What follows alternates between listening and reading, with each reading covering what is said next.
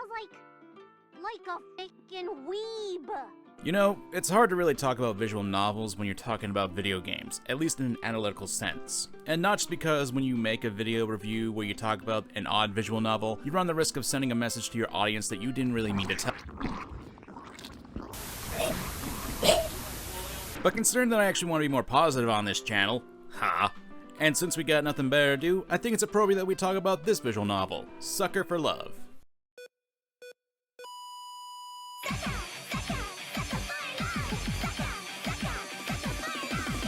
I can't imagine that this video will be very long or entertaining, especially since I'm actually being positive about this dating sim where you're dating eldritch abominations. So if you have actually wondered about smooching an oddly attractive and curvy female version of Cthulhu, then let me start off by saying you should probably pick up Suckers for Love. Granted, that's only for the more mature of you, since there's blood and sexual imagery. Then again, what the hell were you expecting with a game like this? It's only $10 anyway, so go get it, I guess.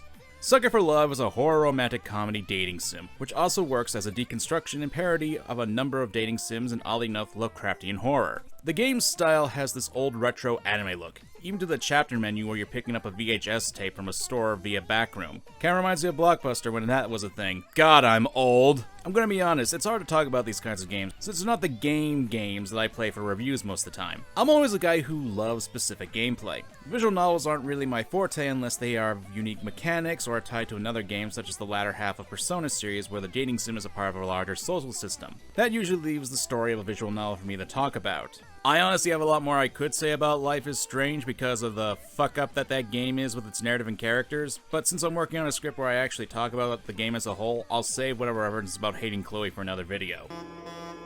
There's my...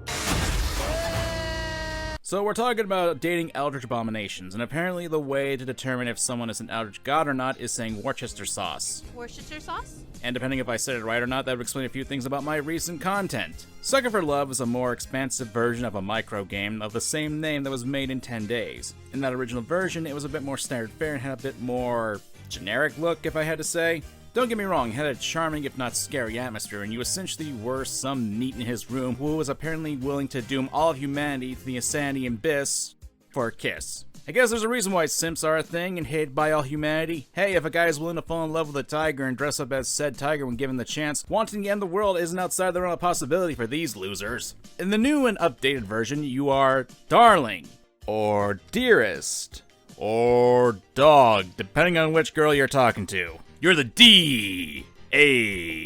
who I can only imagine is a man whore who is willing to do whatever he can in order to get smooches from eldritch god hotties. And yeah, that's what the goal is. Although, granted, there is some mature stuff in this game, so take that with a warning. And I'm not just talking about the parts where you rip off your face. While I did make a joke at the protagonist's character, I have to say it's actually a breath of fresh air from the stern, bland protagonist that visual novels usually try to force upon you. For those who don't know, most visual novels have an empty husk of a person that the players can pretty much put themselves into. Not in that way, degenerates. And they sometimes act as dull know-nothings with no actual personality, which, considering the idea that you're supposed to be the pilot here, is the point, but after a while it just gets tiring. I've always been a proponent of having the ability to put yourself in the shoes of the main character, but I've also been against the idea of just having a blank slate as the MC. There's nothing wrong with having established character traits to a character you're piloting. Hell, part of the charm of role-playing is to be a different character. And besides, if you're one of the degenerates who bought this game, you know exactly what you're getting yourself into with this concept. Don't try to lie to me.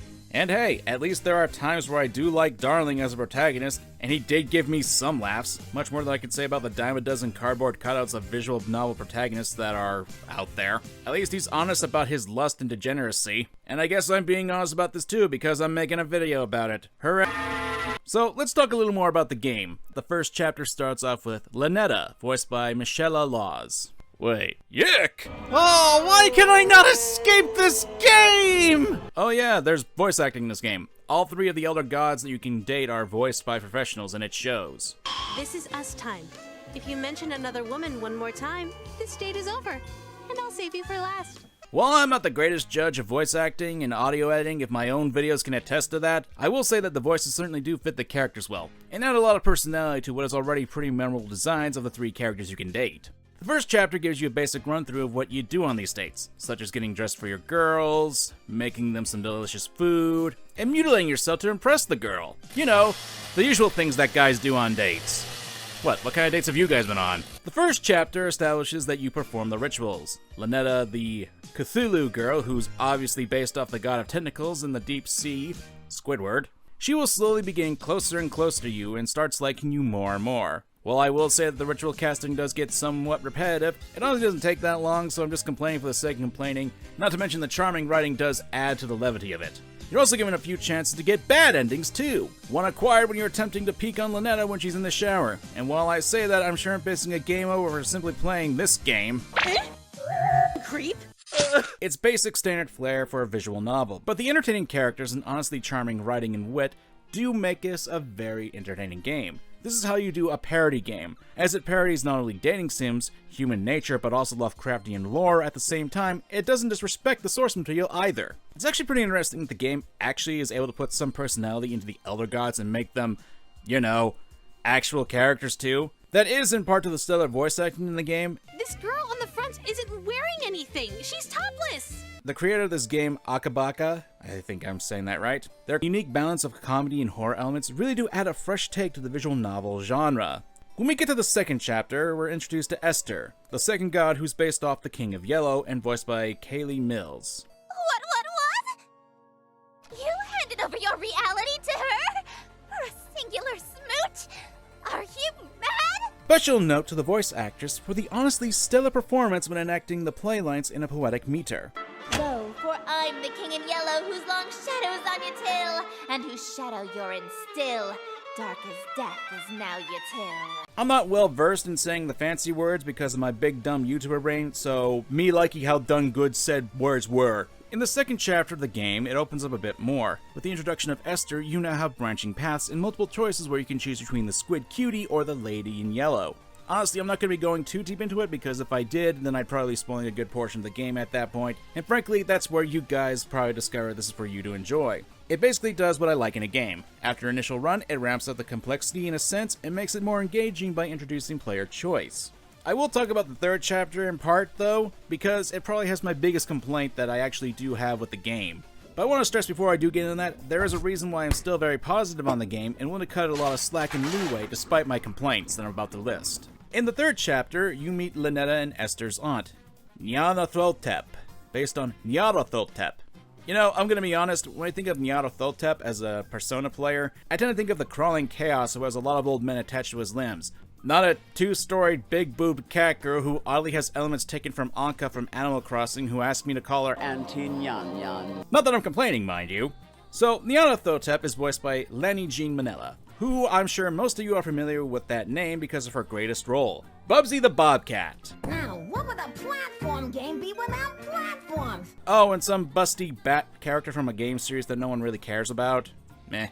In this chapter, Nyarlathotep is trying to get you to stop dating her nieces, and possibly other elder gods. Of course, you can follow what she wants you to do and get a smooch from her, or you can defy her and attempt to survive by trying her ordeals, basically trying to figure out what the right rituals are in a limited amount of time and following instructions. I can say I wasn't expecting what is akin to a boss battle in a game like this, but hey, I wasn't expecting to review a game like this in the first place. Now here's where I get to my issues. This final chapter seems a bit rushed, especially considering that it's on the heels of the second chapter. I say this because Nyarlathotep has only one sprite throughout this entire section, and while I can appreciate the boss fight, quote-unquote, it's for the purpose of a single joke. The game is also short, like, you can get through this with about 2.5 hours if you're, playing casually. I do wish there was a bit more fleshed out and there were more Elder Gods thrown into the mix. Hell, the creator did come up with some designs for Shub and Azathoth.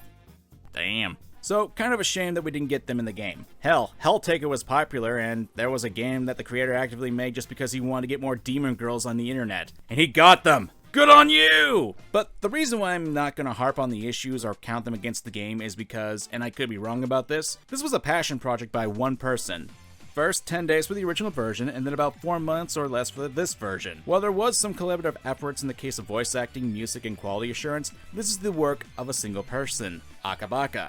Something this good from a single person speaks volumes of their talents, and if they are somehow watching this video, then I have to say bravo, and I hope to see what else you make in the future. Akabaka, I salute you, and I look forward to your future projects. In all honesty, this is really what inspired me to get back to my own creative endeavors, so thank you for that. So for those who are still here, I recommend that you support this game. It's about $10 on Steam, and while there's little on the short side, it's still a fun little romp.